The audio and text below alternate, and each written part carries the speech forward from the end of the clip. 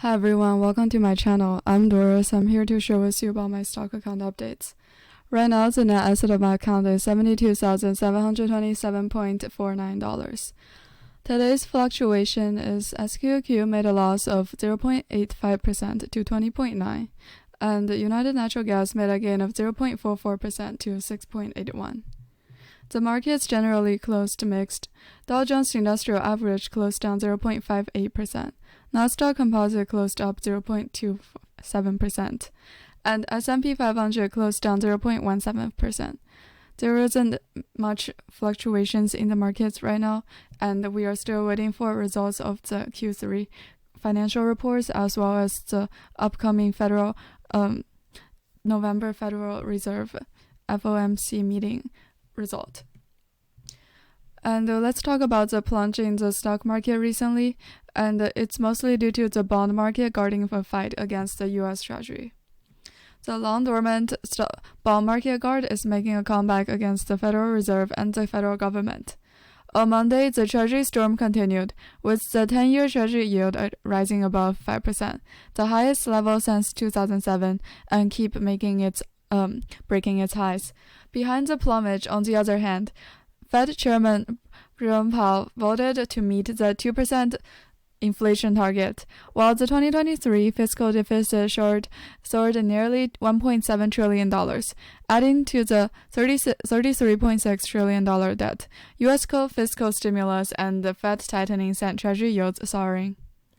And every time interest rate rises, the market will come out of the bond market alarm rumors.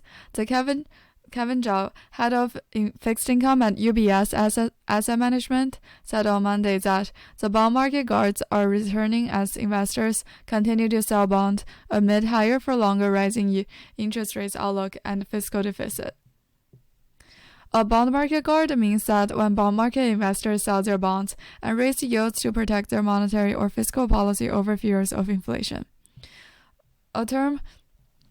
This term was first coined by Ed Yardenti, president of Adney Research in 1980, when bond traders punished the wasteful federal governments. Selling bonds and concern about federal spending pushed Treasury yields up to 8%. In fact, the market guards applied to the former Western American culture. In the 19th century, the American West formed spontaneous groups that would take over law enforcement and judicial powers when law enforcement was inadequate. Remember the UK. The shortest living prime minister, she proposed a disastrous mini-budget that includes a series of unfunded tax cuts that lasted September amid a historic sell-off in the UK bond market, an example of bond investors attacking irresponsible fiscal policy.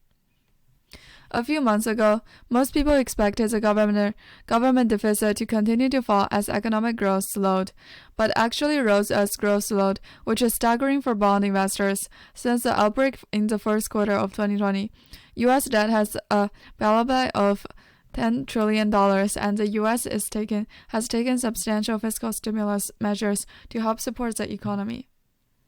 At the same time, markets are assessing interest rates likely to remain higher for longer as the Fed continues to try to curb inflation. The U.S. inflation has fallen sharply from a peak of 9.1% in June 2022, but remained higher than expected at 3.7% in September.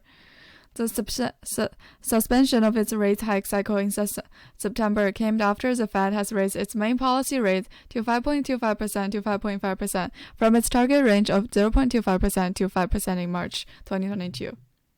This is all I have for today. Thank you for listening. Don't forget to subscribe and see you next episode.